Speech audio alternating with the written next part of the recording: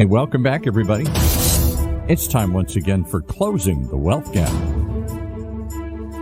The one show, maybe the only show, that shows you how to close the wealth gap in your own life with the man who's done it for many, our wealth coach himself, Tyrone French. Hey, Tyrone. Hey, everyone. Thank you. Welcome to another episode of Closing the Wealth Gap. I'm your host, Tyrone French.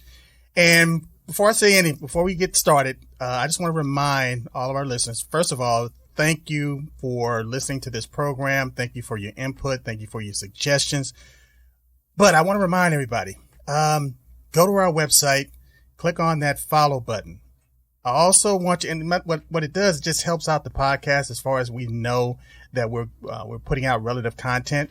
But also what I want you to do is, we created this app. It's a mobile app. It's right in your phone. And we priced it based on what we thought people would, based on budgetary constraints and things like that. It's free. I mean, I couldn't bring the price down any lower than that. So it's a We'll free, pay you to listen. It's a free mobile app. And all you have to do is just go to Coach at, well, put it to you like, we'll make it simple. If you're on your phone, just text Tyrone French to 36260. If you like text messaging, text Tyrone French to 36260. If you want to just go online, just go to TyroneFrench.coach. TyroneFrench.coach. And if that's too hard to believe or to remember, just go to CoachTyroneFrench.com. Any one of those links will get you to that app. The articles and the calculators alone are worth the value. So that being said, I also want to let people know that, hey, look, this show is for entertainment purposes only. We're not giving you financial advice. So don't interpret it as much. If you have like specific questions based on your jurisdiction or your area of the country, seek out a qualified professional that are licensed to do business in the area that you locate or that you reside. That being said, I'm looking over here and I see this distinguished gentleman. I think his name is Paul Roberts. I thought you were going to say extinguished gentleman. Not yet. Not yet. He's still kicking. It's still kicking. How you doing, buddy? I'm doing good. I always look forward to the show, as I think your audience does, because you talk about stuff nobody else does, and you get me thinking. And darn it, aren't many things get me thinking anymore here today. I think I know it all, or I think, I don't know. I don't know what I think anymore here. So I'm open. Tell me what you're thinking. But finance and wealth is, when you're talking about abundance, you're talking about prosperity, you're talking about financial aspects. Those are results. And a lot of times we forget that abundance is a result. Wealth is a result. It's something that happened after the fact. And so a lot of this stuff has to deal with your mindset. It has to do with your internal narrative based on how you perceive yourself. But one of the number one principles about finance and about accumulating any type of success that we tend not to think about, but we do every single day, is to project. Yeah. You have to project an image. And Hollywood does this better than anybody else. We were talking about beforehand the show here. Yeah. I grew up watching the great John Wayne. I'm of that era. My father was John Wayne. And that was a totally manufactured persona. Marion Morrison, this, I think he was actually kind of even a sickly little kid. I may be wrong on that part of the story. But he wasn't John Wayne. And he was a football player, and he got the He-Man, yeah. And he started working as a grip, and he started working as a stunt double in these early westerns, and because he's a big burly-looking guy. And somewhere along the way, he did hundreds and hundreds of these B westerns, these low-budget westerns, before he came to prominence. Not only western, but the action, the military, the war movies that he did. Right. Tons of war movies. And nobody knew who Marion Morrison was. They came up with this name, John Wayne. I'd have to go look up why he came up with that name. But somewhere along the way, he was smart enough to say, I can't just be another actor. Right. I've got to create my own brand. Yes. I got to create my own way of walking, that peculiar way he threw his hips and walked, that peculiar way of talking, that Yeah, that draw, I can't even imitate it, but we all know it when we hear it. He invented himself, and some would say he turned into that character. But whatever it was, that was not him originally. And you know what? Now, people that listen to our show, they know that I'm a Navy veteran, right. Navy and Army. But the United States Marine Corps, we kind of, if you're a sailor, we kind of let loose on the Marines, They're brothers. We love them, but they're the little scrunts to us. They're the little brothers because they're a subsection of the Army. Yeah, right. But the Marine Corps totally took on that persona of John Wayne. It was so successful for him that they adopted it, became a recruiting poster for them. And John Wayne never served a day in the military. No, not one day. Right. So you would think the greatest hero of his generation wasn't a hero at all. He played one on television. Well, I mean, look at Cary Grant. Cary Grant's another one. I was going to bring that one up. Even more fascinating. The ultimate suave guy. Women adored him. Men wanted to be just like him. Yeah. He grew up Archie Leach, this poor kid with a heavy Cockney accent. And he totally invented himself along the way and turned himself into this suave character. That's not who he was. We can go on and on, but even when you think about like modern day, as far as the branding, look at what's going on in Colorado right now with Deion Sanders. I just marvel. I mean, prime time. He did it in football, and yes, he was a great player. Player, but he was like Muhammad Hall Ali, of Fame player, but a great talker and a great trash talker, or whatever you want to say. He had a brand, he had an image, and love it or hate it, we all tuned in and watched it. And to this day, I mean, if you look at Colorado's ratings, highest football ratings, they're off the chart. A team that won what? One game last year? One game last season. So, yes, hype sells, but it's more than hype. It's believing in it. I think to pull these characters off, they have to be believable. They have to be believable. I think almost internally, I got to believe, like actors have to take on this method acting. You got to really believe it. You got to see it. It's got to be internal. But the issue, Paul, is that you have to want to believe it. You have to be so endearing to these characters that you want them to win. You want them to be that person because eventually you begin to see yourself in that person. Yeah. Oh, absolutely. And you begin to mimic that individual, that character. Oh, yeah. So like I said, Hollywood they do it better than anybody else. But there's a scripture in the Bible.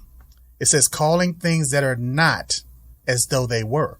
Mm-hmm. And so another way of putting it is that you're translating or transmitting or transmuting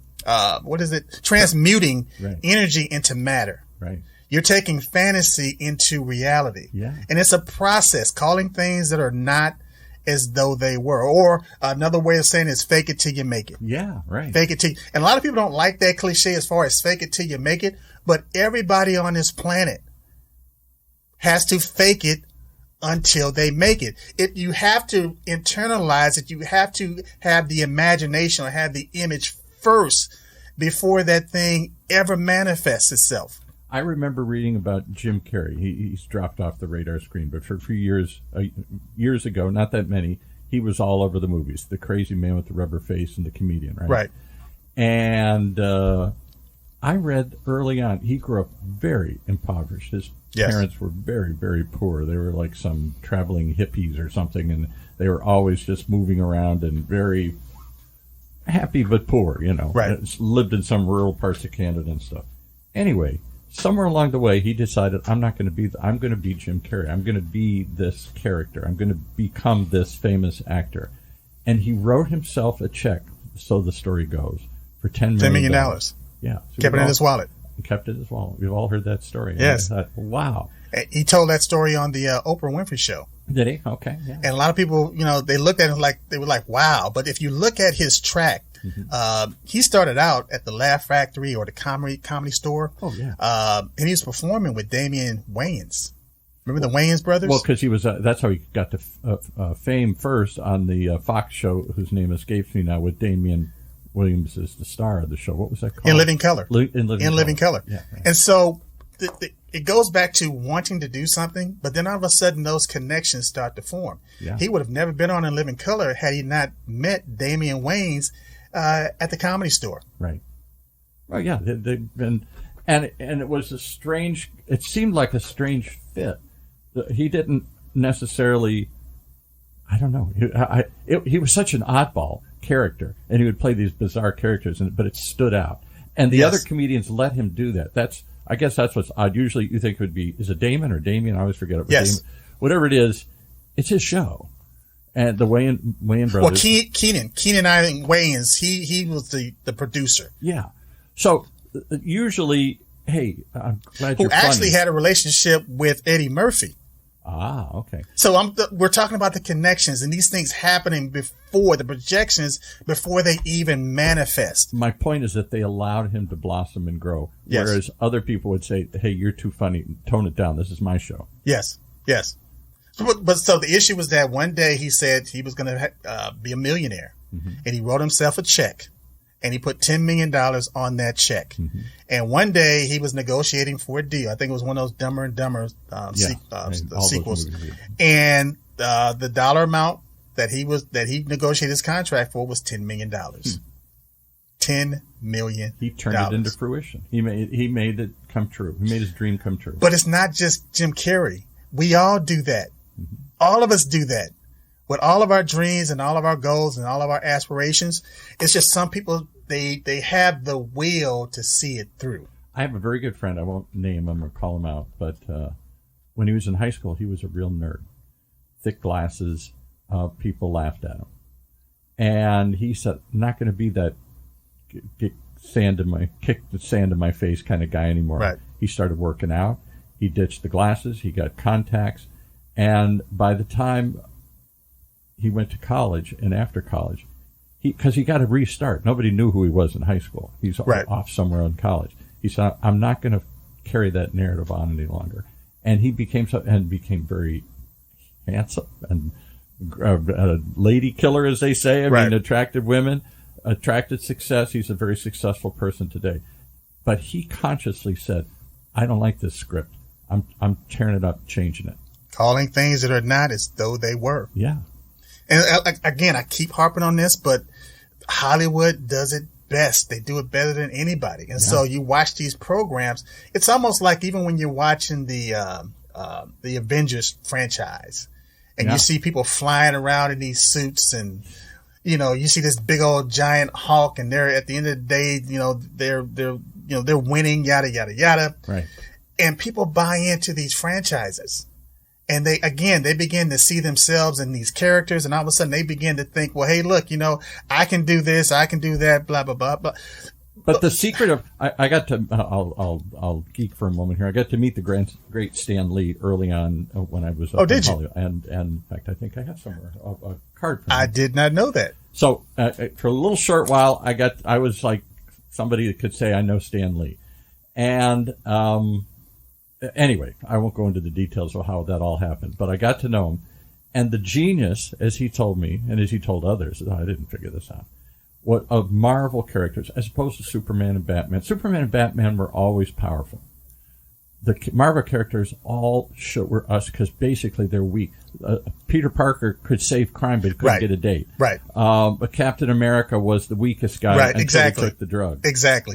Steve Bannon was a geeky guy until he became the Hulk. Exactly. They all had so you could see geeky kids like me who love these comics would just say, oh, so it is possible. I can turn into something I'm not. Calling things that are not as though they were. And that's the perfect analogy. So when it comes to finance, a lot of people are impoverished because they see themselves living in poverty. Mm-hmm.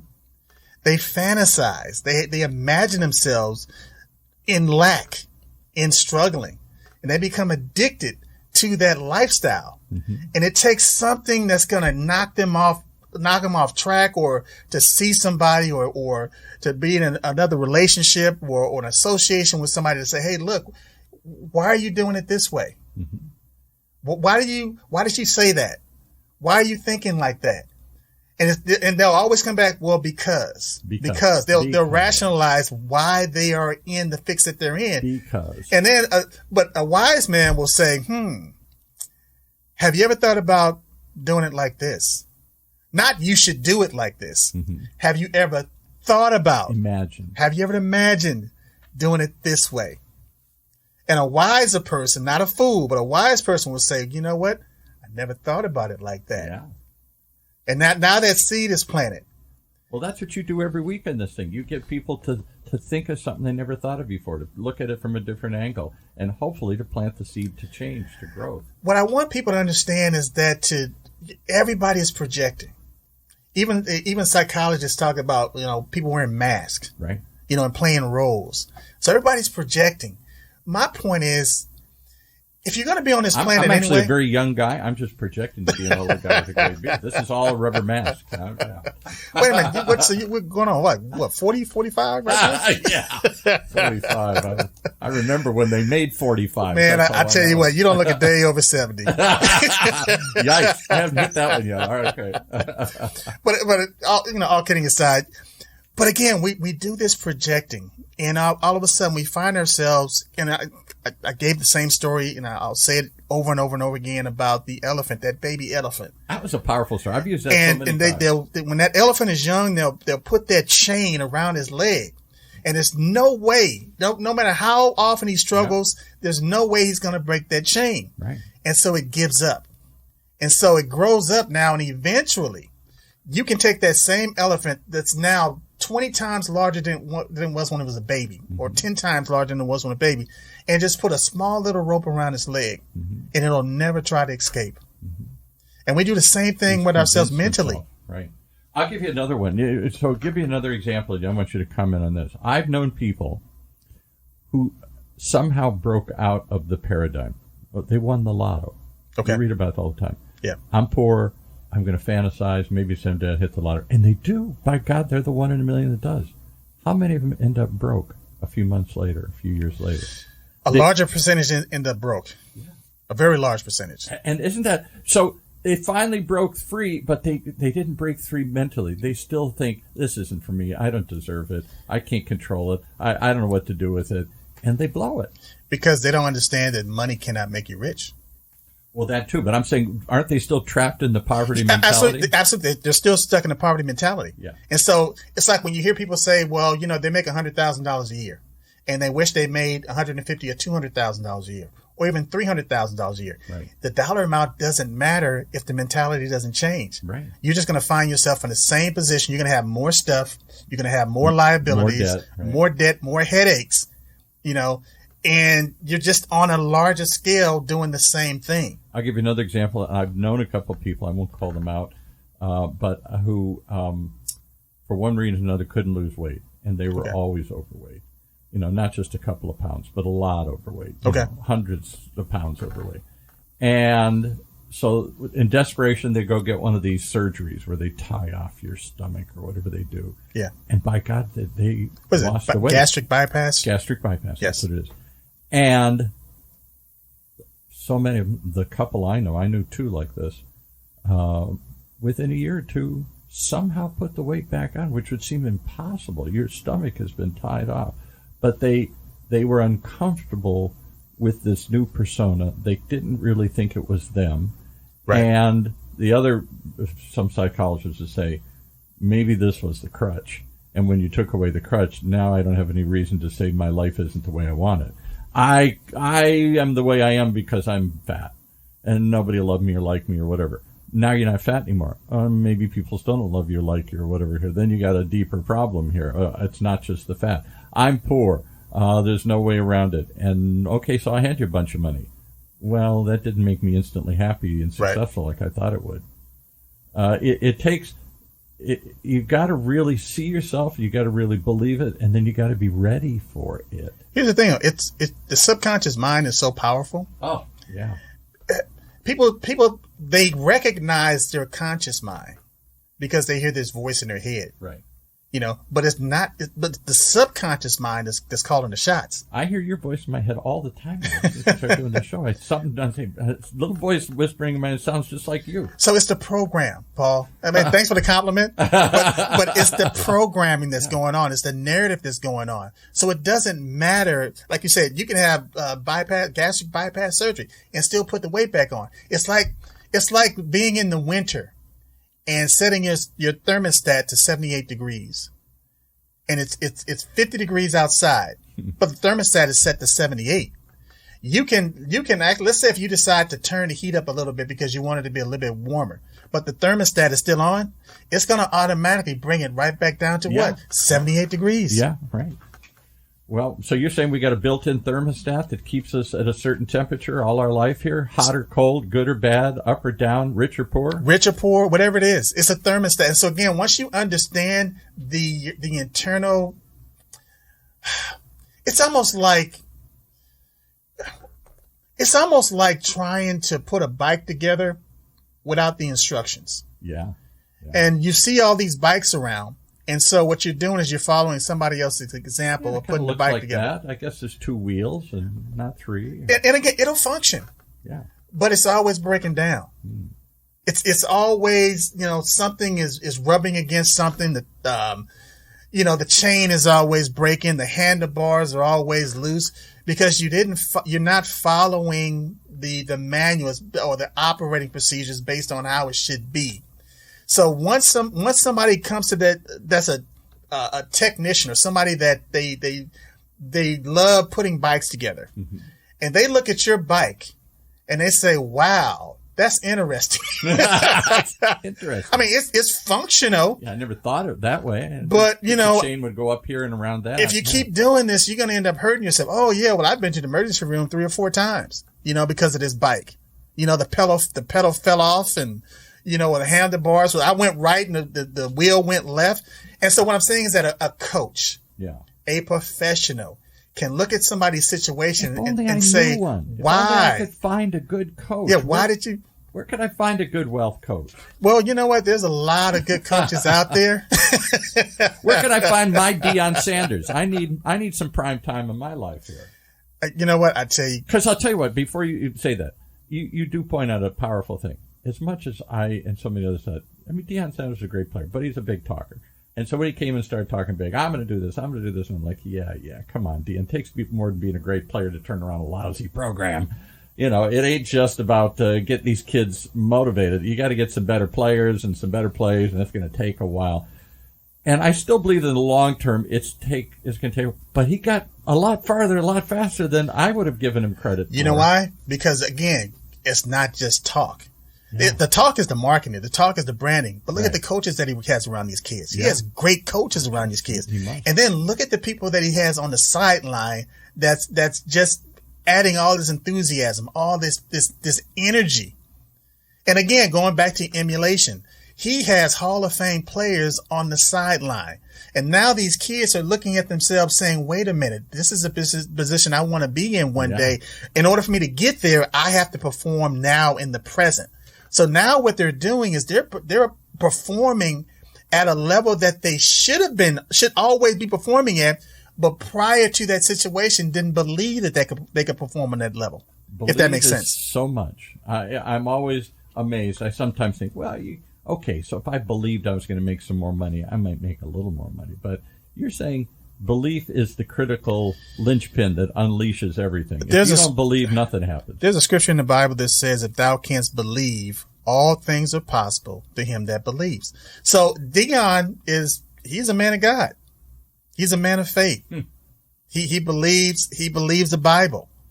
And so, on his first, when they won that game against, what was the first game? Oh, it was a big game. I forgot. It shocked everybody. Oh man, the name of the school is, I'll think it'll hit me in a minute. Yeah. But at the end of that press conference, he said, do you believe now? And many of us said, no, that's just a fluke. And then he did it again. Did you believe? Almost did it again against USC. But again, he's following a principle. Yeah. If thou canst believe, all things are possible to him that believes. Matter of fact, without faith, it's impossible to please God. So you got to look at the situation based on, well, what is God? Who is God in this scenario? Oh boy, you're going to go deeper. We only got 2 minutes to go into that one here. But my point is, everything is cause and effect. Yeah. There's a system. There's a system that we're operating in. It really does start with belief, and too often we think belief might help, but that's not really going to make a difference. Whether I believe, in fact, I'll give you another weird thing. So I don't know why I thought of this now. This is a strange analogy. Years and years ago, when I was dating up in Hollywood, all these wacky actresses. And one of these actresses came to me, I dated a couple of times, and she believed in this, I think it was Namrang Horenge Kyo or something. It was a type of transcendental meditation. And if you just say this mantra over and over and over again, magic things happen. Okay. And I said, I can't believe that. She said, you don't have to. You just do this over and over and over and over and over and over and over again, and it will manifest itself. And I just found that hard to believe. Is it that simple? Is it just I follow the practice, or do I got to really believe in what I'm saying? You can call it whatever you want to call it. But let's say if you're on your way to the L.A. airport. Right. And you hop on the 405 and then all of a sudden you take the 105 freeway, you're going to end up at the LAX. Whether you believe it or not. So it doesn't matter whether you believe it or not. Doesn't matter what you call the freeway. Yeah, you're going to end up in that destination. So when you understand the psychology of it, even in the Bible says that, you know, the sun rises or rains on it shines on the just and the unjust. Right. So the principle works. I mean, success, you attract success. So you attract it. I guess what I'm saying is, if people don't believe what you're saying today, but still try it, is it still going to work, or do they have to really buy into it and believe it? TCU, that's who they'd be. TCU, yeah. When you went to the national, when you buy in and believe it, what it does is helps your confidence level. See, first, people are operating in fear. You got to understand that first and foremost. Most people are operating in fear. They're not operating in faith. Yeah. So when you turn off that fear, and the only way that you turn off the fear is through courage. You don't repeat, or you have to replace the negative thought with a positive thought. You got to replace the negative thought with a positive. Not enough just to turn off the negative. You got to put something in its place. In order to change something, you got to change it. Right. So that's right. You got to put something in its place. So, what overcomes fear is not saying I'm not afraid, is being courageous. It's changing it with courage. And so once you get to the point where you're in that point as far as now you're out of doubt, because it's fear, doubt, and then disbelief. The courage combats the fear. The confidence combats the doubt. And the belief combats the disbelief.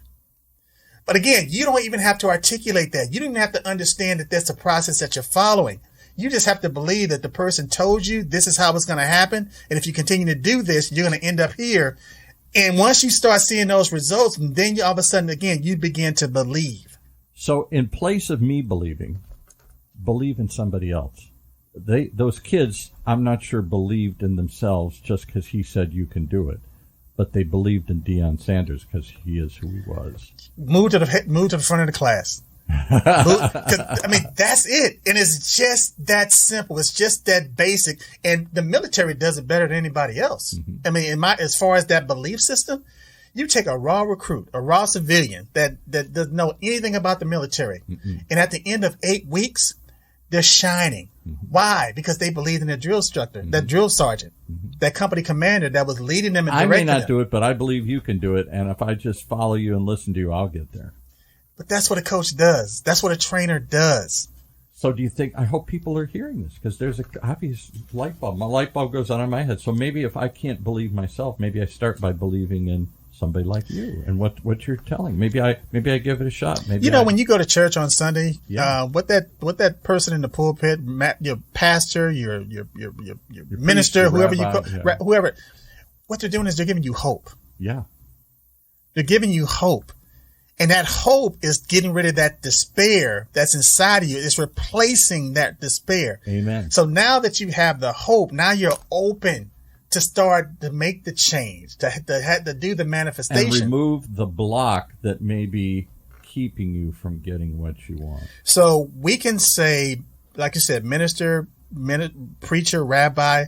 I just tend to use the term coach, because I don't care who you are. The Chicago Bulls would have never been the Chicago Bulls without Phil Jackson.